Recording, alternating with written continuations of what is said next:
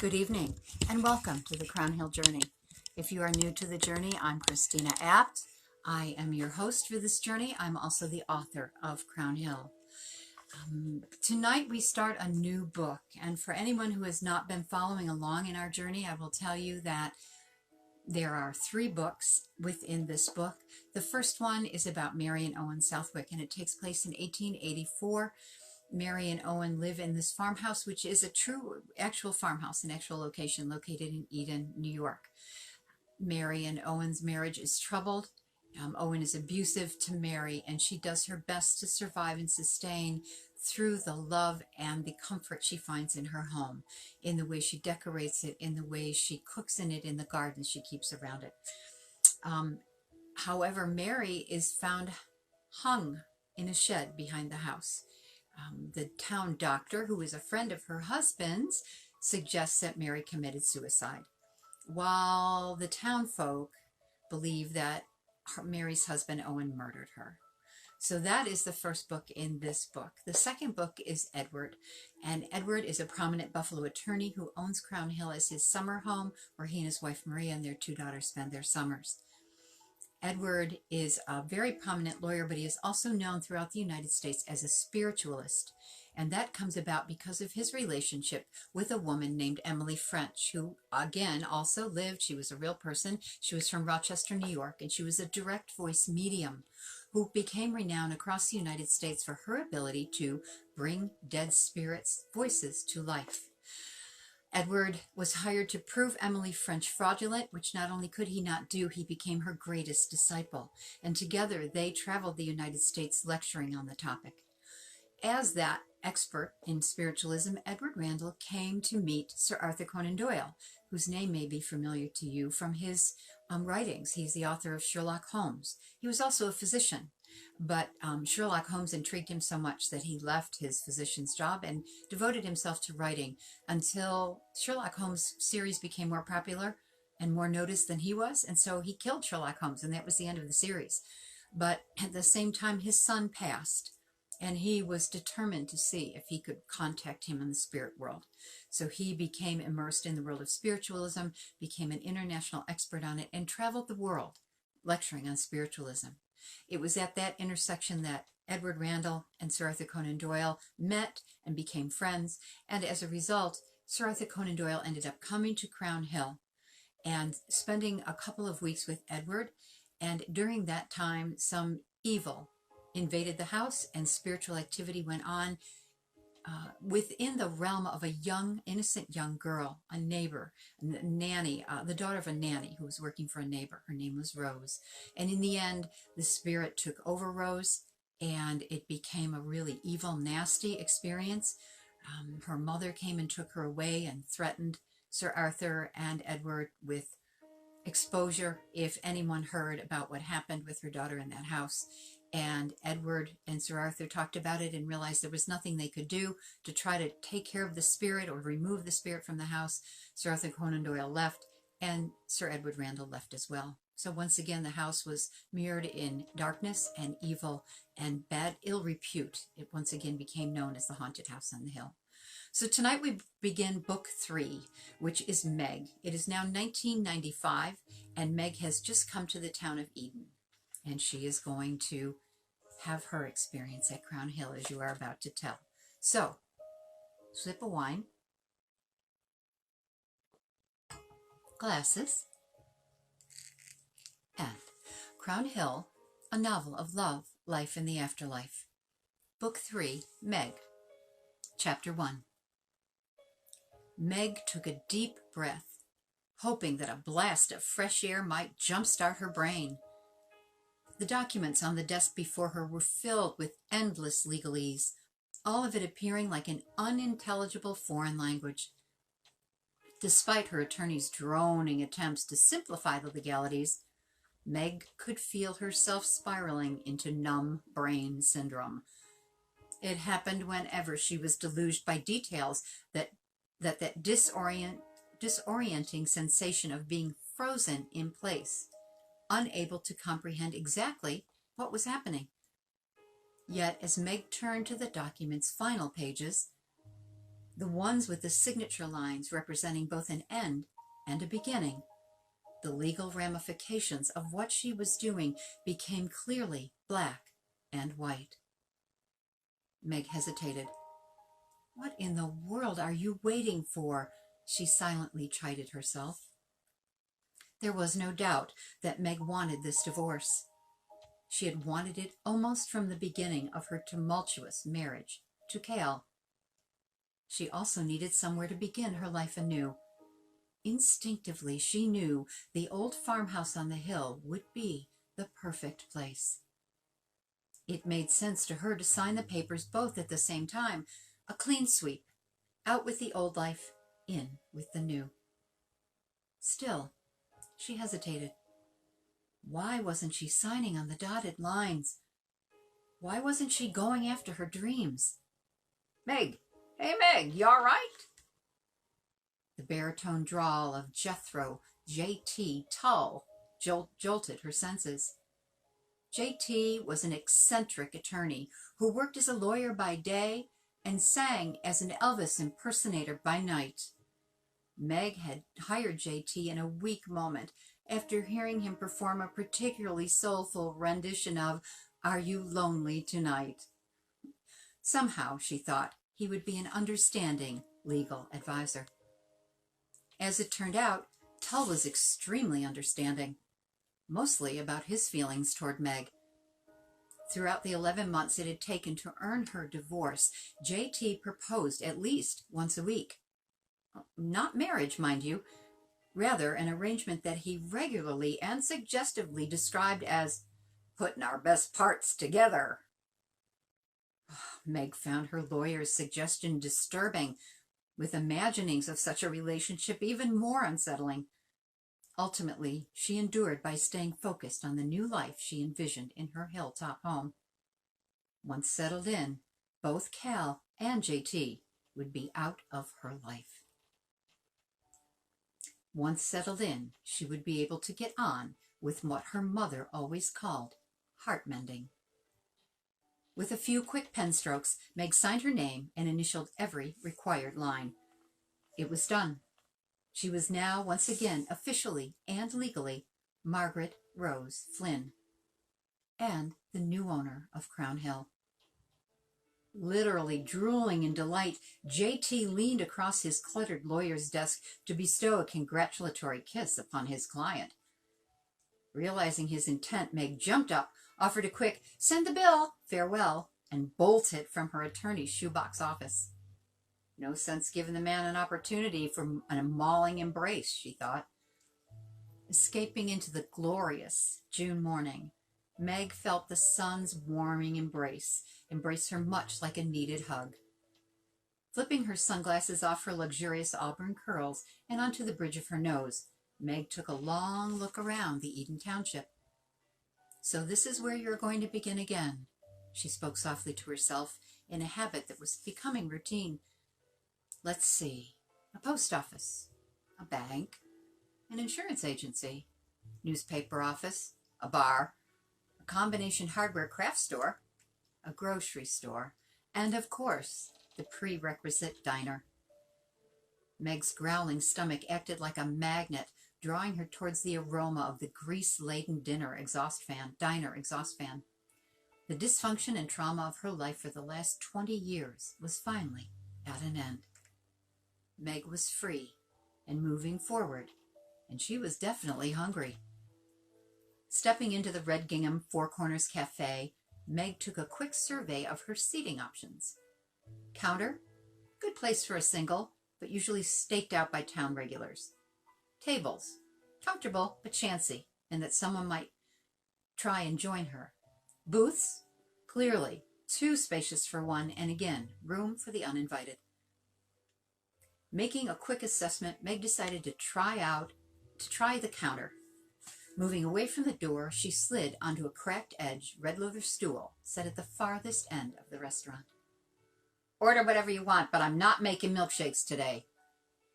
The terse announcement came from a gum-chewing, uniformed waitress, complete with the requisite pencil jutting out of her red lacquered hairdo. The surly server completed her pronouncement by dropping a vinyl-coated menu on the counter. As the woman sauntered away, the terse announced, "Okay, whatever you want, I'm not making milkshakes today. I'm sorry, I completely lost my place." Okay, as the woman sauntered away, Meg had one thought. Milkshakes? She couldn't remember the last time she'd indulged in such a dairy-rich treat. But now that it was forbidden, Meg suddenly had a real thirst for a thick, chocolatey melt. Inspecting the four-page menu, Meg decided to opt out of a late-day breakfast and instead ordered midday lunch. Farmhand's special of the day was featured on a bright yellow strip of paper clipped to the top of a menu.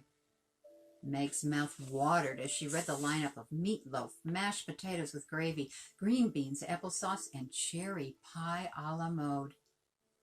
When the waitress appeared in all her gracious glory, Meg was more than ready to order. "So what'll it be, honey?" "I'd like the meatloaf dinner, please," Meg replied, purposely avoiding the daily special title. "One farmhand special!" the snarky waitress yelled out loud enough for the entire town to hear. Meg felt a mortified glow creep up her neck and across her fair Irish complexion. Great, she thought to herself. Just what I need in a town where no one knows me yet. A reputation as a woman with a farm worker's appetite. "And what do you have to drink?" Her surface cranky attitude tempted Meg to order a milkshake. Yet not wanting to add to her newly established big eater reputation, she instead choked out, "Just water, thanks." As the waitress plopped down a pint-sized canning jar of clear, cold water, Meg noticed a newspaper trapped under a nearby stack of dirty dishes. Deftly extracting the paper from beneath the china, Meg was delighted to discover a recent edition of the town weekly, the Eden Sun. Glancing through the single-section publication, Meg came across articles highlighting an upcoming concert in the town park, details of the latest town board hearing, and a story about Miller's Hardware and Craft Store celebrating its 50th anniversary. Knowing little about her new community, Meg was pleased to have this glimpse into Eden's routines and traditions. Life here seemed simple and pleasant, exactly what she needed. Simple and pleasant was what she had longed for through the 20 years of her precarious marriage. Simple and pleasant was what she now hoped for after walking away from the only adult life she had ever known. Meg wasn't sure why she chose the upstate New York community for her starting over place. She didn't know anyone in the area, had never been any closer to the rural Eden Township than the string of New Jersey cities she had inhabited throughout her life. In the end, that was part of the attraction. Meg relished the idea of moving someplace where she was unknown and could carve out her own private little corner of the world. She decided to try her luck by combing through want ads from newspapers in the New York, New Jersey, and Pennsylvania areas. Meg found a database of tri-state publications at the New York University College Library. When she came across the Eden Farm for Sale ad in the classified section of Buffalo's Courier Express, the description of the hilltop home with wrap-around porch view of Lake Erie captured her imagination. She called and made an appointment to see the property, and a short 30 days later, she submitted the offer that made it her home. As of today, she was officially the owner of Crown Hill. "Okay, you're either reading or you're eating. Pick one." The waitress's challenge jolted Meg from her thoughts. While the woman's attitude was infuriating, Meg's grumbling belly trumped her Irish temper. She put the newspaper aside and greedily accepted the oversized plate of food. She dug into the steaming meatloaf and gloriously lumpy spuds with unpracticed zest, cleaning her entire plate in minutes. If people are going to think I'm a big eater, then I might as well live up to the reputation, she thought, soaking up the last dribbles of gravy with a buttermilk dinner roll. Pushing her plate aside, Meg turned to the nearby piece of cherry pie etched with rivets of melted ice cream. With fork in hand, she was about to enjoy a luscious bite when a sudden movement to her left distracted her attention. Instinctively, Meg realized someone had invaded the space beside her. Trying to ignore whoever it was, Meg refocused on her dessert, but the invasive individual would not be denied. "Hello there." The words were delivered in such a gentle tone that Meg felt forced to acknowledge the speaker. Swiveling her stool, Meg encountered a woman with a sweet face, haloed by snow-white hair, accented by brilliant sapphire eyes. "Hello," Meg responded with more warmth than she intended. It wasn't that she was unsocial or against making friends in her new hometown. She just wasn't quite sure she was ready to start divulging the personal details required to establish her identity, over and above that of her newly acquired truck driver appetite. "My name is Clara Johnson. And you are?" Meg felt an odd sense of fear rise up in her throat, but she kept the feeling at bay with a simple two-word reply. "Meg Flynn." "Well, Meg Flynn, I saw you walking over from Jethro's office. Are you new in town or just visiting?" Despite her apparent innocence, Meg surmised that Clara knew full well who she was and why she had been in JT's office that sunny June day. Yet, not wanting to start her new life on a bad note, Meg took a deep breath, released the tension from her body, and allowed her self-protective armor to loosen. "Yes, as a matter of fact, I am new in town. I just bought a place on the outskirts of Eden. That's why I was at Mr. Tull's to sign the purchase papers." As the words spilled out, Meg admonished herself. "What's the matter with you? This sweet little woman is no threat. She isn't going to hurt you. Lighten up. Just be yourself." As if reading her mind, Clara reached over and gently patted Meg's arm. "Well, I'm pleased to welcome you to Eden, dear. I've lived here all my life, 6th generation of my family to do so. It's a wonderful town, filled with people who will easily become your friends." Before Meg could respond, Clara rose from the stool and departed with a wave and an open invitation. "If you need anything, give me a call, dear. I'm in the book. I'll be happy to help when you're ready." "When I'm ready?" Meg pondered the gentle little woman's parting words. Ready for what? Bewildered, Meg turned her attention to her cherry pie. While chatting with Clara, the waitress had dropped the bill alongside her plate. Its appearance encouraged Meg to forego her now soggy dessert.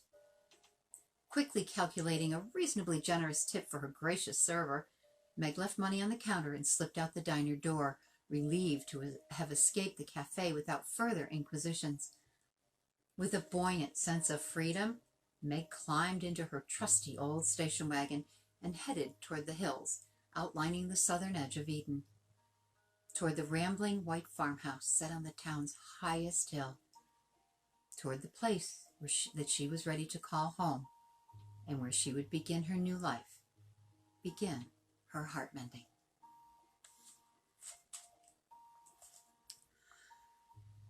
It took years for life to return to my being, years of oppressive silence and darkness. In that time, there were those who considered assuming my deed, owning my title, but none could transcend the damaging rumors that defined me upon Edward's departure. Stories of haunting, seances, ghosts, and evil encounters swirled around and within me. The town of Eden and its people created false scenarios to justify Sir Arthur's arrival and cruel innuendos to embellish all that was rumored to have followed. True to her word, neither Elizabeth nor Rose ever publicly spoke about their experiences within my walls. In fact, within weeks of Rose's disturbing experience, Elizabeth packed up her daughter and their possessions and left Eden, never to return. During very public alcoholic binges, Agnes would occasionally hint at bizarre occurrences that she claimed to have witnessed in my shelter, all of them involving young Rose and the work she undertook for that Fancy Dan author friend of the Randall man.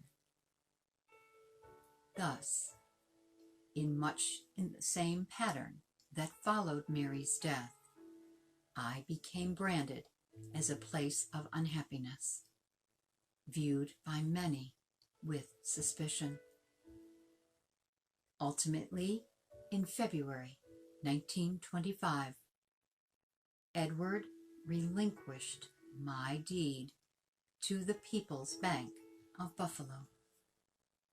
The astute lawyer understood that the absence of a potential buyer countermanded the financial loss he would incur by allowing the bank to assume my ownership.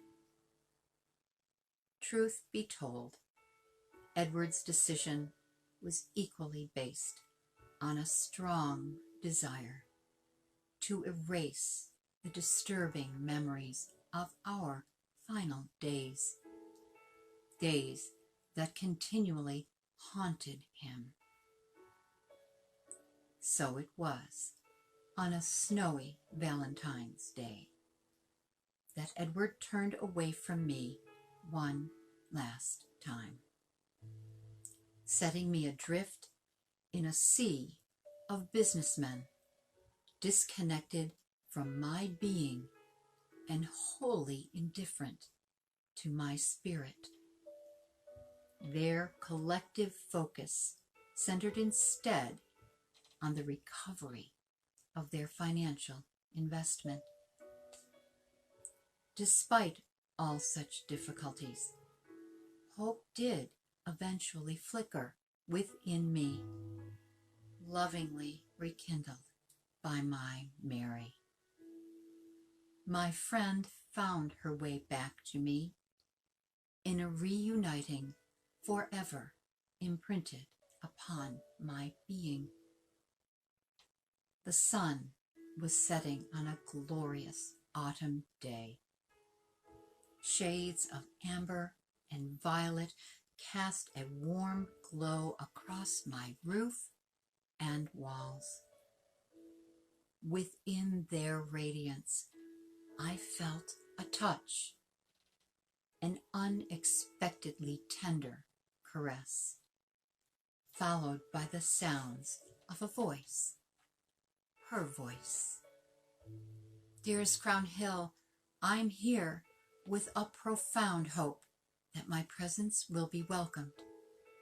I know that my absence has been long and unexplained. Please understand, leaving you was not of my choosing. Further, I have remained away, disconnected, by fear that my unexplained absence would forever impede your desire for my return. Yet my deep yearning to be once again with you encouraged me to try, hoping that your kind heart would allow me to at least offer an explanation of my actions. It was the moment of which I had dreamed, to hear Mary's voice, to again feel her presence, to capture a gentle trace of her sweet rose perfume. Yet my love knew me well. Her absence had caused a rift between our souls that I was unsure could be healed. Reflective moments passed before I could give voice to my emotions. Mary, my heart is filled at this moment with passions of both joy and anger. I truly am unsure of how to proceed, what I can allow. Sweet friend, I understand only too well your reaction. Please, out of the joy that you feel, try and allow me a space where I can share with you the truth. Allow that chance so that our spirits might reunite, our souls again become one. My muddled perceptions continued to inhibit my thoughts and words. Try as I would, I was unable to fully open my being to Mary in a spirit of love and forgiveness. Yet my soul compelled me to try. Mary, I cannot fully embrace all that you offer at this moment.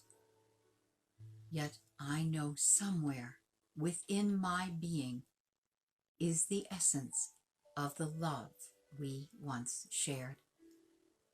So I offer you a place within me, asking that you allow me time and space to try and release the bitterness created by your absence, and perhaps therein allow my love to return. Of course, dear heart, anything to be with you once again. Crown Hill, I have missed you, missed my home. Thank you from the depths of my being for allowing my return. And, as with all who have ever truly loved and been loved, Mary and I began again. So, welcome to Meg. Little different tone, little more fun. Jethro Tull was her lawyer. You know, how good does that get? Not that Jethro Tull, not Aqualung, but, you know, not the band, but a guy. And the diner, and, you know, a little flavor of a small rural town. But still, Crown Hill and Mary are struggling. Mary has been gone. We don't know where she's gone, but she's finally come back. And Crown Hill is going to try its best to be able to allow her to reestablish their relationship. So we'll see. Hopefully we find out where she's been, because maybe that will help us all understand Mary a little better. I hope that you enjoyed tonight's chapter. You know, it's like first date. This was our first date with Meg, and I think she's kind of nice. I think she's a little tentative. I think she's been in some tough relationships in her life, and her marriage was sounds a little bit like Marion on Southwick. Interesting. So maybe there's a pattern here of women who come to this house and are taken care of by Crown Hill. Anyway, we'll find out tomorrow night at 7:30 when we read again Crown Hill, Novel of Love, Life, and the Afterlife, Book 3, Meg, Chapter 2. So thank you for joining me tonight. I always look forward. Yes, Peggy, slick. Peggy is really clever. Rose, who was the young girl who had the terrible spiritual occurrences at Crown Hill in Edward's time. Yes, her original name was also Margaret Rose, as is Meg Margaret Rose. Very good, Peggy. You're pretty sharp. All right, so no more. I'm not going to give away any more. We're done now. So everybody have a great night. If you're so inclined, check me out at 7:30 a.m. We kind of do a.m. p.m. for Heart and Soul Conversations. Tomorrow's Garden Day. If you haven't been with us since the beginning, we planted seeds, and we now have plants and flowers, and it's very exciting. So tune in tomorrow. Check me out, Facebook Live 7:30 for Heart and Soul Conversations, and tomorrow night as we continue the Crown Hill journey. Thank you so much. I appreciate your time and your part in this wonderful, wonderful experience at a time when we're looking for fun things to do. So good night, enjoy, and thank you for joining the Crown Hill journey.